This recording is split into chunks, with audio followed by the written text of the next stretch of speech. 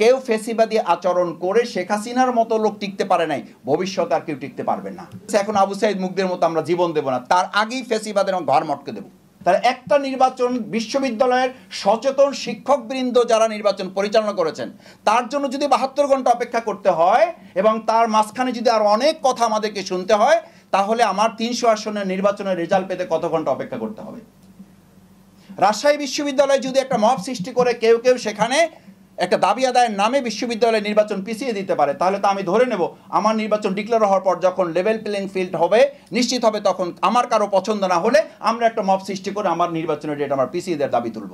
ঢাকা বিশ্ববিদ্যালয় মতো একটা ডাকসু নির্বাচনে আমার যতটুকু জানা আছে সেখানে উপদেষ্টাদের ইনভলভ হতে হয়েছে। রাজনৈতিক দলগুলোর সাথে নেগোশিয়েট করার জন্য উপদেষ্টাবৃন্দকে ইনভলভ হতে হয়েছে। তাহলে আমাদের দেশে 300 আসনে যখন নির্বাচন হবে, কতজন উপদেষ্টা কতজন আসনে ইনভলভ হবেন? এটা আপনাদের ভাবা উচিত, এটা উপদেষ্টাবৃন্দের ভাবা উচিত, স্বরাষ্ট্রমন্ত্রীর ভাবা উচিত, আইজিপির ভাবা উচিত। আমি ডাকসু নির্বাচনে সাধারণ একজন অবজারভার হিসাবে আমার দেখার, জানার, বোঝার সুযোগ হয়েছে। গোটা রাষ্ট্রকে ইনভলভ হতে হয়েছে। জাহাঙ্গীরনগর বিশ্ববিদ্যালয়ে আমাদের 72 ঘন্টা অপেক্ষা করতে হয়েছে সেখানকার ফলাফলের জন্য। যদি টিকতে না পারে তাহলে আমার বক্তব্য হচ্ছে এইটা আসার দিক। এর সাথে আমার হতাশা হচ্ছে যে আমরা কি আবার আবু সাইদের মতো জীবন দিতে হবে এই ছেলেগুলোকে, আবার মুগ্ধের মতো ছেলেগুলোকে জীবন দিতে হবে? নাম্বার 2 হচ্ছে আসার দিক যে আমাদের এই জেনজি জেনারেশন যাদেরকে বলে, এরপরে এখন জেনারেশন দিকে আরও ডেভেলপ করেছে, আলফা জেনারেশন চলে আসছে। তারা বলতেছে এখন আবু সাইদ মুগ্ধের মতো আমরা জীবন দেব না, তার আগেই ফেসিবাদের ঘর মটকে দেব। এবং সেই ঘাড় মটকে দেওয়ার জন্য আপনারা এখানে যারা আছেন, আপনাদের সোশ্যাল মিডিয়াটা এটা হচ্ছে ঘাড় মটকাবার একটা গুরুত্বপূর্ণ মাধ্যম। মটকে দিচ্ছেন, কথা বলছেন, কিছুক্ষণ পরে উনি নাই। কেন নাই? আপনাদের এই যথেষ্ট সামাজিক যোগাযোগ মাধ্যমের সচেতন ভূমিকা, কিছু ক্ষেত্রে নেতিবাচক দিক আছে, কিন্তু যথেষ্ট সচেতন ভূমিকা। এবং শেখ হাসিনাও কিন্তু এটা বলেছিল যে আমাকে মাঠে পরাজিত করা হয়েছে 5ই আগস্ট, তার আগে আমাকে সামাজিক যোগাযোগ মাধ্যম পরাজিত করেছে জুলাইয়ের আগে। আমি মিডিয়ার কাছে সামাজিক যোগাযোগ মাধ্যমে আমি পরাজিত হয়েছি জুলাইয়ের আগে, তারপরে 5 তারিখে এটা ডিক্লারেশন হয়েছে।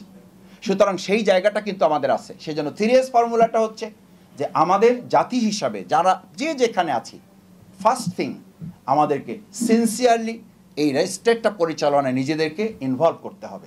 সেখানে যেন আমাদের দেশপ্রেমটা থাকে। সেখানে খাগড়াছড়ির মতো একটা জায়গায় দেখেন যারা ধর্ষণ করেছে তাদের সাথে কোনো মুসলমান নাই, অথচ হামলা হচ্ছে কোথায়? মসজিদে। কেন মসজিদে হামলা করছেন কেন? আর মসজিদে শুধু হামলা করে তো কোনো সমাধান নেই। আমরা পাহাড়ের মতো জায়গায় এরকম একটা স্টেট নির্বাচন ব্যবস্থা হয়, জনগণের মতের বা চিন্তার প্রতিফলন হয় না, প্রতিফলন হয় কিছু সংখ্যক ব্যক্তি। আমাদেরকে বলা হয় এলাকায় যে ভাই ম্যান টু ম্যান গিয়ে লাভ হবে না, পকেট আইডেন্টিফাই করেন। তারপর কি হবে? পকেট আইডেন্টিফাই করে এখন টাকা খরচ করেন না। কত নির্লজ্জ একটা জাতি হিসাবে আমি গোটা জাতিকে মেনশন করছি না। আমরা 15 বছর সমাজ কল্যাণ, সোশ্যাল ওয়েলফেয়ার, মানুষের চিকিৎসা, আপনি এলাকায় গিয়ে দেখবেন মানুষের কত কষ্ট, কত সমস্যা। একটা পরিবার 15 বছর ধরে মাস্টার্স পাস করে বসে আছে, একটা পরিবারে 2টা ছেলে, তার কোনো চাকরি নেই। চাকরির জন্য কি করতে হবে? কোনো একজন নেতার সুপারিশ লাগবে। এখন আমরাও সুপারিশ দিচ্ছি, আমার কাছে সুপারিশের জন্য আসছে, আমার মতো মানুষের কাছে সুপারিশ জন্য। আমি বললাম আমার সুপারিশে কোনো চাকরি হবে আপনি জানেন? বলছে হ্যাঁ, ওনারা বলেছে, ওনার সিগনেচার নিয়ে আসেন, তাহলে আমরা চাকরি দিয়ে দেবো। তা আমি ওনাদের কাছে মাঝে মধ্যে জানতে চাই যে আপনারা আমার সুপারিশে বা আমাদের কারো সুপারিশে চাকরি দিয়ে দেবেন, ওনার কি যোগ্যতা থাকলে দেবেন, না থাকলেও দেবেন? বলছে মাসুদ ভাই আমরা এটাতে অভ্যস্ত হয়ে গেছি, এরপর যদি কোনো অন্যায় করে তাহলে আমি বলতে পারবো যে এটা অমুকের সুপারিশ হয়েছে, আমার কোনো দায়বদ্ধতা নেই। দায়বদ্ধতাটা আমার ঘাড়ে, বন্দুকটা আমার ঘাড়ে রাখাটা হচ্ছে আমাদের আমলাতন্ত্রের একটা উল্লেখযোগ্য অংশের মানসিকতা। সেজন্য সুপারিশ যে আপনাকে খুব সম্মান করে ব্যাপারটা তা না। আপনার যে সুপারিশটা, এটার অর্থ এইটা নয় রাজনীতিবিদকে উনি খুব সম্মান করেন। এটার অর্থ হলো কোনো অকারেন্স করলে ওটা তার কাছে স্ক্রিন প্রিন্ট করা আছে, দেখাই দিচ্ছেন। এখন ওই যে আমাদের সিইসি উনি বলছেন যে উনি কল রেকর্ড ফাঁসের ভয়ে কথা বলতে চান না। তাহলে আমাদের কথা বলা বন্ধ করে দিতে হবে। সবাই কথা কল রেকর্ড ফাঁস তো আমারও হয়ে যাবে। তা আপনি এমন কথা কেন বলবেন যে কল রেকর্ড ফাঁস হয়ে গেলে আপনি ভয় পান? তাহলে কথাই যদি না বলেন তাহলে আপনি ইলেকশন পরিচালনা করবেন কিভাবে? আর এমন কথা বলার ভয় আপনার মধ্যে কেন থাকবে যেই কথার মধ্য দিয়ে আপনি ভয় পান, যে কথা ফাঁস হয়ে গেলে আপনি বিপদে পড়বেন, তার মানে তো সামথিং রং। আপনি এমন কথা কখনো অফলাইনে বলেন যে কথাগুলো রাষ্ট্রের জন্য সুন্দর নয়, যে কথাগুলো রাষ্ট্রের জন্য ইতিবাচক নয়, এই সন্দেহ তো এখন জাতির মধ্যে তৈরি হতে পারে। আমি এমন কথা ফোনে বলতে ভয় পাই যেই কথা আমি অফলাইনে বলতে পারি, তার মানে তো আমার মধ্যে কিছু দুশ্চিন্তা আছে, তার মধ্যে আমার মধ্যে কিছু নেতিবাচক ব্যাপার আছে। আমি যদি যে কথা মানুষের সামনে বলতে পারবো না, আমাদের প্রিয় নবী রাসূল করিম সাল্লাল্লাহু আলাইহি সাল্লামকে আদর্শ নেতা বলা হয় কেন? উনি পাবলিকলি যা ছিলেন উনি প্রাইভেটলি তাই ছিলেন, উনি ফোকাসলি যা ছিলেন উনি আনসিনে তাই ছিলেন, উনি সিনসিয়ারলি যা ছিলেন উনি সিক্রেটলি তাই ছিলেন। This is character, this is ideology. তা আমাদের বর্তমান নির্বাচন কমিশন যদি খুব ভালো অবস্থা বুঝাতে গিয়ে এটা বলেন যে আমি কথা বলছি না, ফোনে কারো রিসিভ করছি না, ফোন দুর্নাম আছে, এই জন্য যে কল রেকর্ড ফাঁস হয়ে যাবে। তো কল রেকর্ড ফাঁস হয়ে গেলেও যাতে কথাটা জাতি জানতে পারে এবং তার মধ্যে জাতি উপকৃত হয়, সেরকম কথাই তো আমার বলা উচিত। এই জন্য ইলেকশনটা হচ্ছে ফ্যাসিবাদী রাষ্ট্র ব্যবস্থায় আমাদের প্রথম থেকে দেখেন 2024-এর জুলাই আগস্টের গণঅভ্যুত্থান পরবর্তী আমাদের 3টা মৌলিক বিষয় ছিল। নাম্বার 1 ছিল বিচার।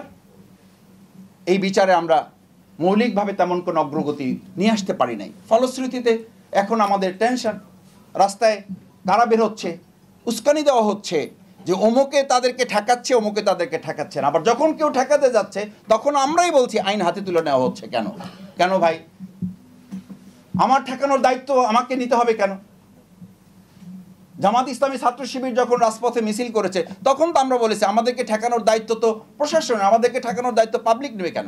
পাবলিকের সাথে আমাদেরকে মুখোমুখি সংঘর্ষ বাঁধিয়ে দেওয়া হবে কেন?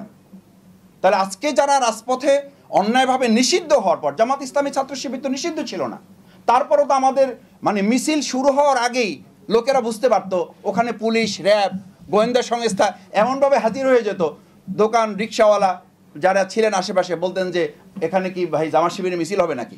তো ওনারা বলতেন যে একটা সম্ভাবনা আছে, সেই জন্য আমরা এখানে 200 লোক নিয়োগ করছি। সেই প্রশাসন কোথায়? জামাত ইসলামী ছাত্র শিবির তো নিষিদ্ধ ছিল না, তাদের প্রোগ্রাম হইতে পারে সন্দেহ করে 500 প্রশাসন নিয়োগ করতেন, আর এখন 30 জন একটা মিছিল করে চলে যাচ্ছে। কোথায় প্রশাসন?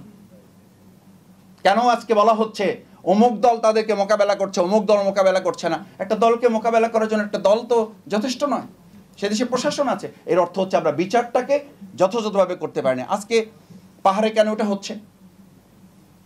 আমি যদি বলি যে আমাদের গোপালগঞ্জে একটা দল প্রোগ্রাম করতে পারলো না, আমরা নিয়ন্ত্রণ করতে গোটা রাষ্ট্রকে সেখানে ইনভলভ হতে হয়েছে।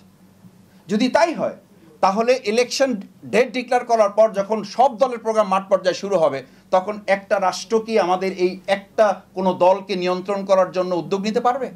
ঢাকা বিশ্ববিদ্যালয় মতো একটা ডাকসু নির্বাচনে আমার যতটুকু জানা আছে সেখানে উপদেষ্টাদের ইনভলভ হতে হয়েছে। রাজনৈতিক দলগুলোর সাথে নেগোশিয়েট করার জন্য উপদেষ্টা বৃন্দকে ইনভলভ হতে হয়েছে। তাহলে আমাদের দেশে 300 আসনে যখন নির্বাচন হবে, কতজন উপদেষ্টা কতজন আসনে ইনভলভ হবেন? এটা আপনাদের ভাবা উচিত, এটা উপদেষ্টা বৃন্দের ভাবা উচিত, স্বরাষ্ট্রমন্ত্রী ভাবা উচিত, আইজিপির ভাবা উচিত। আমি ডাকসু নির্বাচনে সাধারণ একজন মানে অবজারভার হিসাবে আমার দেখার, জানার, বোঝার সুযোগ হয়েছে। গোটা রাষ্ট্রকে ইনভলভ হতে হয়েছে। জাহাঙ্গীরনগর বিশ্ববিদ্যালয় আমাদের 72 ঘন্টা অপেক্ষা করতে হয়েছে সেখানকার ফলাফলের জন্য। তাহলে একটা নির্বাচন বিশ্ববিদ্যালয়ের সচেতন শিক্ষকবৃন্দ যারা নির্বাচন পরিচালনা করেছেন তার জন্য যদি 72 ঘন্টা অপেক্ষা করতে হয় এবং তার মাঝখানে যদি আরো অনেক কথা আমাদেরকে শুনতে হয়, তাহলে আমার 300 আসনের নির্বাচনের রেজাল্ট পেতে কত ঘন্টা অপেক্ষা করতে হবে? রাজশাহী বিশ্ববিদ্যালয়ে যদি একটা মব সৃষ্টি করে কেউ কেউ সেখানে একটা দাবি আদায়ের নামে বিশ্ববিদ্যালয়ের নির্বাচন পিছিয়ে দিতে পারে, তাহলে তো আমি ধরে নেব আমার নির্বাচন ডিক্লেয়ার হওয়ার পর যখন লেভেল প্লেইং ফিল্ড হবে, নিশ্চিত হবে, তখন আমার কারো পছন্দ না হলে আমরা একটা মব সৃষ্টি করে আমার নির্বাচনের ডেট আমার পিছিয়ে দেওয়ার দাবি তুলব। আমরা পারছি না তো। এই যে ফ্যাসিবাদী রাষ্ট্র ব্যবস্থার দর্শন, পরিকল্পনা, চিন্তা, ক্যারেক্টার, হ্যাবিট, নেচার, এগুলো আমাদের যখন পরিবর্তন হয় নাই, তখন শুধুমাত্র নির্বাচন কমিশন ইজ নট এনাফ। শুধু law enforcement law is not enough. এটার জন্য সাধারণ মানুষ হিসাবে আমাদের রাজনীতিবিদ যারা আছেন, রাজনীতি দল যারা আছেন, তাদেরকেও এই সমস্ত ব্যাপারে সচেতনতার সাথে 3S ফর্মুলা মেনটেন করা দরকার।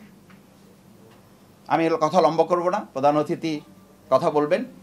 3S ফর্মুলা আমাদের মেনটেন করতে না পারলে এই যত আলোচনা আমরা করি খুব একটা ফল পাওয়া যাবে বলে আমার মনে হয় না। আমরা কি তাহলে হতাশ না এই অর্থে যে আসার দুটো দিক আছে। নাম্বার 1 হচ্ছে মানুষের মধ্যে একটা চিন্তা ডেভেলপ করেছে যে কেউ ফেসিবাদী আচরণ করে শেখ হাসিনার মতো লোক টিকতে পারে নাই, ভবিষ্যতে আর কেউ টিকতে পারবে না।